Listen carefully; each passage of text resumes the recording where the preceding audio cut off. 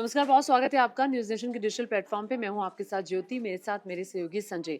संजय, आज बात हम बिहार की राजनीति की करेंगे। एक तरफ जातिगत जनगणना की बात है, वहीं अब जाति के मुद्दे पर बवाल है बिहार में। हैरानी की बात यह है कि जो जो पार्टी कहती है कि हम सभी जातियों को साथ में लेकर चलते हैं, उन्हीं के कैबिनेट मंत्री की तरफ से ये कहा जा रहा है कि अगर ये जाति हमको वोट नहीं दे रही तो इसके पीछे ये वजह है और आखिर क्यों नहीं दे रही है, तमाम पहलुओं को लेकर। आप और सोचिए, धमकी भी दी जा रही है धमकी भी दी जा रही है। कि अगर धमकी ये दी जा रही है कि भाई आपने हमें वोट नहीं दिया। और ये जो बात है ये अशोक चौधरी ने कही है। हाँ, अशोक चौधरी यहाँ जो तक कि कहा है कि जेडीयू के नेता, विधानसभा में हाँ, उनको प्रिविलेज नहीं मिलेगा।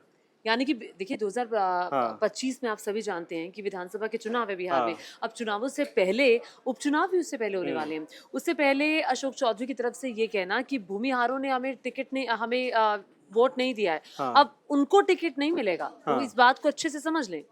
दरअसल अशोक चौधरी सबसे पहले ये समझिए कौन है। नीतीश कुमार के बेहद करीबी हैं और दरअसल दलित समाज से आते हैं। इन सब के अलावा आपको बता दें कि नीतीश कुमार के कैबिनेट मंत्री के तौर पर बड़े अच्छे खासे ओहदे पर हैं और कहा जाता है कि जो 3-4 मंत्रियों का भरोसा नीतीश कुमार को प्राप्त है उनमें से अशोक चौधरी भी हैं। और अशोक चौधरी को लेकर कई बार आपने देखा होगा कि जब वो पास में होते तो पीठ थपथपा देते हैं, कभी सर पकड़कर दुलार करते दिखाई देते हैं। अशोक चौधरी उन नेताओं में अब शामिल है। दुलार नहीं मिल रहा है, रोहन जुड़ गए हैं। नहीं, नीतीश कुमार ने रोहन, अभी कोई टिप्पणी नहीं की, ये दूसरे लेकिन नेताओं की तरफ पार्टी से है। की कई नेताओं की तरफ से टिप्पणी, और ये कहा हाँ गया है कि वो अधिकृत नहीं है, उसके हाँ, बावजूद भी इस तरह की वो बयानबाजी कर बिल्कुल। रहे हैं जो कि उचित नहीं है। तो नीतीश का दुलार अब तो नहीं मिलने वाला। जी ज्योति, आप देख लें 34 साल का साथ है नीतीश कुमार के हाँ साथ इनका। लेकिन जहानाबाद में खास बात यहाँ देख लें, जहानाबाद में अशोक चौधरी ने बयान दिया है। जहानाबाद में उन्होंने ये बयान इसलिए दिया है, वहां के स्थानीय नेता हैं, उस इलाके में खासा प्रभुत्व है जगदीश शर्मा का। जगदीश शर्मा को लेकर उन्होंने ये बयान दिया, टिप्पणी की है। उनका कहना यह है कि जगदीश शर्मा भूमियार समाज से आते हैं। लोकसभा चुनाव में जहानाबाद को छोड़कर वो दिल्ली चले गए अपने बेटे को लेकर। चुनाव प्रचार में हिस्सा नहीं लिया उन्होंने, जिसके चलते जहानाबाद पूरे उस इलाके में, उस कंस्टिट्यूएंसी में पार्टी को काफी नुकसान का सामना करना पड़ा। तो इनडायरेक्टली उन्होंने जगदीश शर्मा का नाम बीच में ले आया है। लेकिन यहाँ पीड़ा उनकी झलकी है। पीड़ा इसलिए झलक रही है क्योंकि जेडीयू में कहीं ना कहीं प्राथमिकता शिफ्ट हो रही है। आप देख लें, ललन सिंह को नीतीश कुमार ने केंद्र में भेज दिया, भूमियार समाज से। भूमियार समाज से आते हैं। नीतीश कुमार के साथी विजय चौधरी को आप देख लें, भूमियार समाज से आते हैं। डिप्टी सीएम भी अभी जो साथ में विजय सिन्हा, वो भी भूमियार समाज से। तो और विजय चौधरी 40 साल से नीतीश कुमार के साथी हैं, लेकिन उनको प्राथमिकता नहीं मिली। इस बार मौका था, दे सकते थे प्राथमिकता, लेकिन उनको नहीं मिली।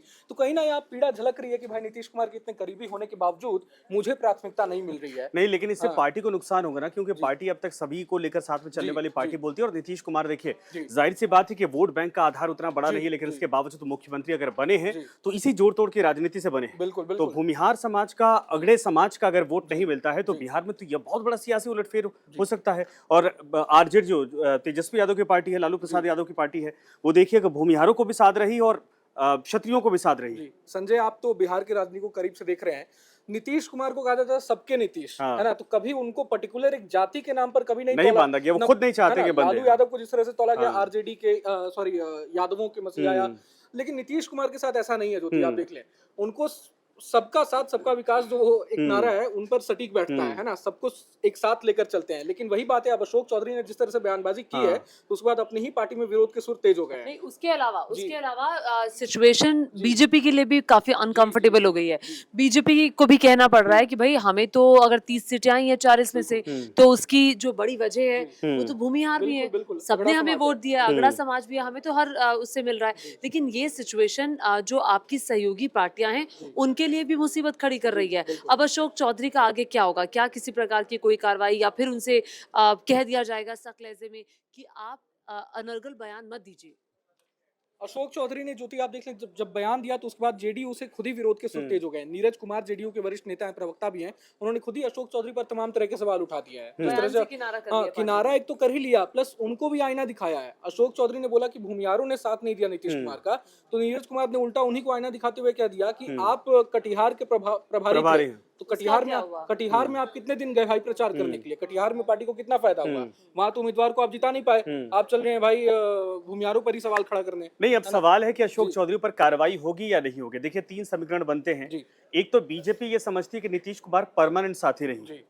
दूसरा ये है कि नीतीश कुमार भी समझते हैं कि अगर पिछड़ों का वोट नहीं मिलता है, चूंकि अब अशोक चौधरी दलित समाज से, अगड़ों को लेकर उन्होंने बयान दे दिया, तो समीकरण साधा कैसे जाए? क्योंकि आने वाले वक्त में अगर अगड़ा वोट छटकता है तो पिछड़ा और ओबीसी मिलाकर वो उस नंबर पर आते हैं जहां से उस मुख्यमंत्री कुर्सी तक पहुंच सके। नीतीश कुमार के सामने दुविधा ये है कि अशोक चौधरी का विरोध करें, अशोक चौधरी को साइडलाइन करें, या फिर इस मामले को सिर्फ ठंडे बस्ते में डाल दे, समय के साथ न्यूट्रल हो जाएगा। मैं यहाँ खास बात अशोक चौधरी को लेकर एक पॉइंट हाँ, उठाता हूँ। हाँ। आप देख लीजिए, नीरज बबलू जो है बीजेपी के नेता है, हाँ। नीरज बबलू ने अशोक चौधरी को जवाब दिया। उन्होंने कहा कि आप खुद ही भूमियार समाज में आपका रिश्तेदारी आपकी चल रही है। हाँ, शादी हुई है बेटी की। किशोर दामाद, उनके दामाद भी हाँ। भूमियार समाज से हैं। हाँ। किशोर कुणाल के बेटे हैं, हाँ। शांभवी चौधरी उनकी बेटी, उनकी शादी हुई है। शांभवी लोजपा से इस वक्त हाँ। सांसद हैं। तो कहीं ना कहीं आप देखिए, पीछे बैकडोर से कहीं ऐसा तो नहीं है कि अशोक चौधरी को उकसाया जा रहा हो दूसरे दलों की तरफ से कि भाई आप ऐसे बयान दीजिए ताकि थोड़ा, है ना, वो नहीं तो कौन उकसा सकता है? नीतीश कुमार के बेहद करीबी हैं अशोक चौधरी, नीतीश- और अशोक चौधरी समझते हैं कि मुख्यमंत्री के करीबी नहीं, लेकिन ये वो है कि नीतीश कुमार के साथ रहना अशोक चौधरी को हमेशा फ्रूटफुल रहा है, और ऐसे कंडीशन में अगर वो पाला बदलते हैं तो उनके लिए बहुत अच्छा नहीं होगा। अशोक चौधरी को ये भी तो सभी पता है सम्राट कि चौधरी नहीं बन जो सकते। जो कई नेताओं को मिला, जो कई नेताओं को मिला वो मुझे नहीं मिला, और अब बिल्कुल, खुद की कीमत को साधने के लिए, या हो सकता है उनकी कहीं और बातचीत चल रही हो। आपको लगता है ऐसा कि अशोक चौधरी संभावनाएं भी तलाश रहे होंगे? देखिए, जो राजनीति में तो हर कुछ संभव है। नीतीश कुमार को लेकर भी कहा जाता था कि भाई इधर उधर नहीं करेंगे, लेकिन कितने बार पलटी मार चुके हैं ये भी हमने देखा है। नहीं रोहन, एक तो- चीज और है। हाँ। असल में क्या, देखिए बिहार के जीन में या डीएनए में कहा जाता है कि ये समाया हुआ है, वहां पर जातियों के बिना राजनीति संभव नहीं बिल्कुल है। संजय। और अगर आपको लंबे समय तक राजनीति में रहना है, नीतीश कुमार आने वाले 5 साल में उनकी उम्र के लिहाज से अगर देखा जाए तो कहां पर रहेंगे किसी को नहीं पता। अशोक चौधरी ये बखूबी समझते हैं, मुझे जहां तक लगता है कि अपनी जातियों का वोट अगर मजबूत करके रखोगे तो आने वाले वक्त में चाहे बीजेपी हो, चाहे जेडीयू हो, चाहे आरजेडी हो, वो आपको जरूर पूछेगी। और बिहार का ये नियम रहा है कि जब भी आपको वाकई में बिहार की राजनीति में अपने आप को ताकतवर बनाना है तो बीच का रास्ता नीतीश कुमार सभी नहीं बन सकते। बिल्कुल। आपको या तो जैसे आरजेडी ने रास्ता तय किया है या तो बीजेपी ने रास्ता तय किया, उसी तरीके से विधानसभा लेवल पर या फिर पर्सनल पॉलिटिक्स लेवल पर भी अपने आप को स्टैंड करना होता है।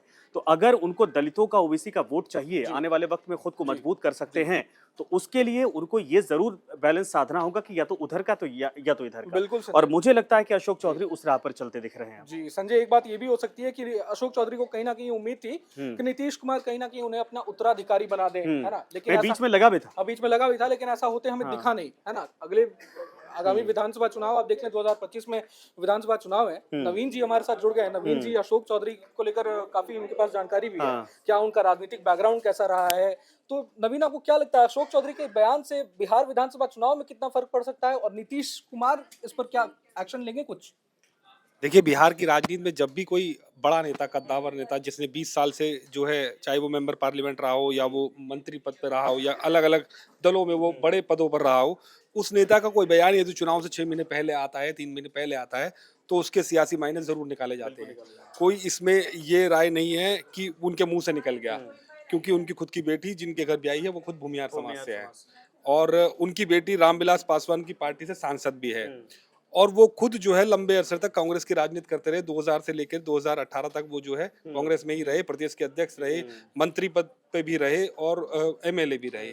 उसके बाद उन्होंने अपनी राजनीति में बड़ा बदलाव किया, देश काल परिस्थिति को भांपते हुए वो जेडीयू में आ गए।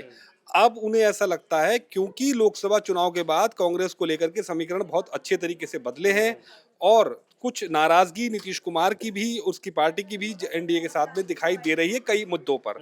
तो राजनीति के जो है मौसम वैज्ञानिक रामविलास पासवान को कहा जाता था, तो ये भी कोई छोटे मौसम वैज्ञानिक इनको कहा जा सकता है, क्योंकि ये भी देश काल परिस्थिति को भांप रहे हैं। चिराग पासवान की पार्टी भी कहीं ना कहीं एनडीए में कुछ ना कुछ बयान उनके भी आए हैं सरकार के खिलाफ। तो मुझे ऐसा लगता है कि ये पूरी जो है जी, ये पूरा जो है, इसके अंदर कहीं से भी कोई चूक नहीं है। ये तो आपको लग रहा है कि वो अपनी राजनीतिक संभावनाएं कहीं और तलाश जी रहे हाँ, हैं? सोचा समझा बयान है, क्योंकि इस वक्त जो एक माहौल दोनों राज्यों में, दोनों प्रदेशों में बन रहा है, और पूरे देश में जो आप देखेंगे, एक जातिगत जनगणना को लेकर के या दलित और ओबीसी की एकजुटता को लेकर के, और जो जितने भी समाजवादी विचारधारा की जो पार्टियां हैं, उनको एक छत्र पे लेकर आने की एक कवायद जो चल रही है, उसी फेरिस्त में ये अपने आप को कहीं भी अलग नहीं मान के चल रहे हैं। इनको ऐसा लगता है कि आने वाली राजनीति जो है वो एक तीसरे मोर्चे की, या फिर कहे एंटी बीजेपी वो उनको दिख रहा है। जो माइंडसेट है लोगों का, उसको लेकर के एक अलग ठीक है, आपने कहा कि चुनावों से पहले किसी भी राजनेता का कोई बयान एक बड़ा संदेश होता है, वो इशारा होता है।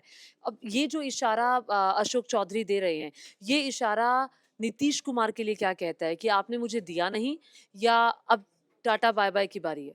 देखिए, नीतीश कुमार के पास इस वक्त सिवाय बीजेपी के और कुछ नहीं है। आप ये मान के चले, नीतीश कुमार इधर भी जा सकते हैं और उधर भी जा सकते हैं। कोई उनका अपना कुछ ऐसा बचा नहीं है, अब ना उस पर कोई विश्वास है। दूसरी बात, ऐसे ही वहाँ उनकी पार्टी के जो नेता हैं उनके पास भी यही सब बचा है और ऑप्शन कुछ है। करने के लिए कुछ बाकी नहीं रहा। दोनों नेता जो है, नीतीश कुमार की भी बात रखें या अशोक चौधरी की बात करें, इधर से उधर जाना जो है दोनों की फितरत में रहा है। तो अगर इसलिए मेरे को नहीं लगता कि पार्टी के प्रति समर्पण और पार्टी वाली लाइन और बची वो नहीं सब है चीजें कुछ ऐसी नहीं तो ये सब ये क्या इशारा है कि कांग्रेस के कहने पे ऐसा कर सकते हैं या कह सकते हैं अशोक चौधरी? इसमें इशारा किसी के कहने का नहीं है, इसमें हाँ। इशारा किसी के साथ नहीं रहने का है। तो किधर जाने का है फिर? जाने के वो ऑप्शन आने उनके वाला पास खुले हुए हैं। हाँ। बेटी उनकी ये पार्टी लाइन तो या तो कांग्रेस या तो आरजेडी। नवीन, ये एक पार्टी point- लाइन जो है वो एंटी बीजेपी हाँ। और जेडीयू से नाराजगी और हाँ। सबसे बड़ी, देखिए, राजनीति बिहार और उत्तर प्रदेश की राजनीति में पार्टी बाद में है, जाति पहले। पहले ये जो लाइन उन्होंने खींच दी है, ये लाइन एक विचारधारा के खिलाफ की लाइन खींची है।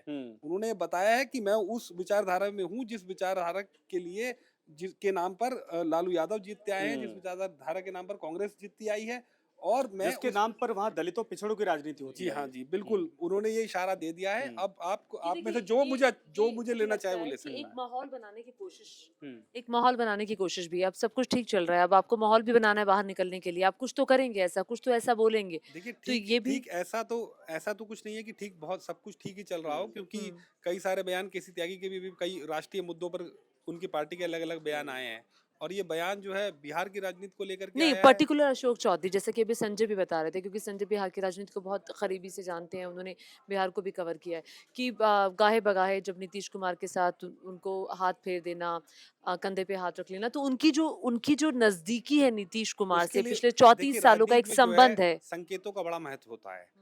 आप देखेंगे कभी नीतीश कुमार जीतन राम मांझी को अपने साथ ऐसे ही रखा करते कभी तेजस्वी यादव को बड़े करीबी समझने लगे थे वो। तेजस्वी यादव तो अपने आप में एक बड़ी नाम रहे हैं उनके, लेकिन अपनी जेडीयू पार्टी के अंदर उन्होंने ये कोशिश रखी है कि वो कहीं से भी ये साबित ना हो कि वो दलितों या महादलितों में किसी प्रकार का कोई भेद कर रहे हैं, क्योंकि उनके बरक्स जो व्यक्ति खड़ा है लालू यादव, वो माना जाता है सामाजिक न्याय का एक बड़ा फेस। तो इसलिए हमेशा नीतीश कुमार ने कोशिश की है कि मैं अपने साथ में एक दलित फेस को लेकर के हमेशा रहूं, चाहे वो जीतन राम मांझी हो, और बाद में अशोक चौधरी आए तो उनको भी उन्होंने वही तवज्जो दी आगे चल करके बढ़ाने के लिए। एक जाते जाते एक पॉइंट, अभी बिहार कांग्रेस को लेकर ये सवाल उठ रहे हैं कि अखिलेश सिंह जो कांग्रेस अध्यक्ष थे बिहार के, उनको लेकर ये कहा जा रहा था कि अब अखिलेश की जगह कोई और, अब बिहार कांग्रेस अब अपने अध्यक्ष पद को लेकर प्रदेश कोई नया चेहरा तलाश रही है। कोई ऐसा तो नहीं है कि बैकडोर से अशोक चौधरी को लेकर कोई बात हो रही हो? क्योंकि देखिए, हमें चुनाव में राजनीति संभावनाओं का जी, खेल है, नहीं, वहाँ जी। पे आप कहीं पे भी ये नहीं कह सकते क्रॉस, ये बिल्कुल नहीं होगा। नहीं, अशोक चौधरी अगर ये लाइन बड़ी करने में सफल होते हैं तो कांग्रेस के लिए उर्वरक जमीन तैयार नहीं, हो तो क्या सकती वो है। उस लेवल के नेता हैं? क्या वो अब वो भी मीट करना होगा ना, नहीं, क्योंकि नहीं, कांग्रेस वो अपनी रहे हैं, वो जमीन को- प्रदेश के अध्यक्ष रहे हैं भाई, प्रदेश के प्रदेश के अध्यक्ष रहे हैं, टिकट हाँ। वितरण में उनका बहुत बड़ा हाथ रहा है, कैबिनेट में मंत्री रहे हैं, लेकिन सरकार में। पैराशूट, एक चीज- क्या किसी पैराशूट नेता को पार्टी हाँ। इतनी बड़ी जिम्मेदारी अचानक से पैराशूट नेता नहीं है वो, इन्हीं की पार्टी से इन्हीं गए के हुए पार्टी नेता से है। 18 में। दूसरा ये 2000 से 2018 कांग्रेस- तक कांग्रेस में ही थे। एक आपकी विश्वसनीयता है, आप उस विश्वास को तोड़ करके आप दूसरी पार्टी में विश्वसनीयता गए। जैसी बात बिहार की राजनीति में कहीं नहीं, इस बची बात को नहीं मैं है। बता आप रहा ये हूं। बात के चलिए। असल में क्या, बिहार में कांग्रेस के लिए बहुत कुछ नहीं है। वो सभी अगर जानते हैं। कांग्रेस वहां मजबूत भी होती है तो नहीं हो सकती इस वक्त, क्योंकि वहां पर उसकी पूरे विचारधारा का वोट बैंक लालू प्रसाद यादव की पार्टी के साथ खड़ा है। तो अगर ये संभावना बनती है, जैसा कि रोहन कह रहे हैं, तो ये पार्टी के बाकी नेता भी इजीली एक्सेप्ट कर लेंगे कांग्रेस पार्टी के, मान लीजिए। बिल्कुल, बिहार में जो है अशोक चौधरी बड़ा फेस रहे हैं हाँ। कांग्रेस के, और यदि वो वापस कांग्रेस में आते हैं तो कांग्रेस पार्टी उसी सम्मान के साथ उनको वहां रखेगी, और वो उस कद के नेता भी हैं कि वो सबको बना सकते हैं। बना खास सकते बात ये भी है कि अशोक चौधरी पासी समाज से आते हैं, दलित समुदाय से। नीतीश कुमार ने मनीष वर्मा हाँ। को एक तरह से अपना उत्तराधिकारी बना दिया है, आईएएस, पूर्व हाँ, आईएएस, और हाँ, नालंदा के कुर्मी हाँ, समाज से आते हैं। हाँ। तो अशोक चौधरी को जाहिर सी बात है झटका तो लगा है, और अब बैकडोर से अगर कांग्रेस उनसे संपर्क कर रही है, क्योंकि कांग्रेस को भी बिहार में अपनी जमीन तलाशनी है। देखिए, तो आने इससे वाले भी वो वक्त में दिखाई चुनाव से नहीं पहले है, इसमें कोई कांग्रेस और आरजेडी का हो सकता है कि संतुलन आपस में बेहतर बैठे, और उसमें अगर ऐसा होता है तो अशोक चौधरी की भूमिका कांग्रेस में अगर जाते हैं तो ये संभावना बढ़ जाएगी। हालांकि मुझे लगता है नीतीश कुमार इस चीज को बैलेंस करना चाहेंगे, क्योंकि नीतीश को एक बड़ा मैसेज भी देना है आने वाले वक्त में विधानसभा चुनाव में। उनके लिए लोकसभा चुनाव मायने नहीं रखते जितना विधानसभा मायने रखता है। तो वहां अगर दलितों का वोट छिटकने की स्थिति पैदा होती तो नीतीश कुमार को बहुत बड़ा डंड लगेगा, क्योंकि उस वोट बैंक पर बीजेपी की खुद की नजर है। बीजेपी खुद का मुख्यमंत्री बनाना चाहती है जब तक ठीक है साथ में है, और उस पर जेडीयू की आरजेडी की भी नजर है। अगर अशोक चौधरी जाते हैं तो ये जेडीयू के लिए कितना बड़ा झटका होगा? देखिए, अशोक चौधरी का जाना जेडीयू के लिए झटका मुझे नहीं लगता कोई ज्यादा बड़ा झटका होगा। क्यों? क्योंकि जेडीयू के पास अपना जो क्रेडिबिलिटी थी वो जेडीयू उनके जाने या वो ना नहीं जाने है। से। डाइल्यूट हो चुकी है। केवल जेडीयू एक ही फेस पे चलती है, वो है नीतीश कुमार, और नीतीश कुमार भी अपनी क्रेडिबिलिटी खो चुके हैं। मुझे नहीं लगता कि कोई नेता इतना बड़ा हो जाएगा जो पार्टी को खड़ा कर पाए, हाँ। क्योंकि अब दोनों जो फेस था वही उसकी उनकी क्रेडिबिलिटी बची नहीं, कभी वो इधर कभी इधर। और अब बिहार के लोगों के सामने सबसे बड़ी चुनौती ये रहती है कि नीतीश कुमार के बरक्स कोई और नेता सामने दिखाई देता नहीं है, तो वो ले दे करके उनको चुन लेते हैं। तो वही बिल्कुल सिचुएशन सही है। आपने मुझे कहा नहीं नवीन, लगता और कि कोई और बिल्कुल इस झटका बातचीत के होगा लिए इसमें। धन्यवाद। There is no alternative, तीना रोहन, आपका भी फैक्टर। शुक्रिया। बिल्कुल सर। लेकिन ये जरूर है कि बिहार की राजनीति में जाति के जब तक जिक्र ना हो तब तक वहां की राजनीति कंप्लीट नहीं होती, और अशोक चौधरी ने चुनाव से पहले वो बिगुल एक तरह से, या वो एक तरह से चिंगारी जला दी है। अब अब देखते हैं देखना कितने होगा, नेताओं का हाँ। बयान उस पे आता है और क्या माहौल बनता है। और अशोक चौधरी क्या कहते हैं, उन बयानों पर वो क्या कहते हैं, अपनी पार्टी की नाराजगी पर वो क्या नहीं, कहते हैं, ये भी तीन देखना नेता हो, होगा। तीन, एक तो बीजेपी के नेता, दूसरा तेजस्वी इस पर क्या कमेंट करते हैं, एक और कैरेक्टर चिराग पासवान इस पर, क्योंकि चिराग हाँ। पासवान उसी समुदाय से आते हैं जिससे अशोक चौधरी हैं, और बिल्कुल। चौथा नीतीश अब कुमार बिहार का इस पर की, रिएक्शन क्या है। बिल्कुल बिहार की राजनीति अब आगे क्या करवट लेगी, बयानबाजी तो जारी रहेगी, नजर आएगी। फिलहाल के लिए शुक्रिया।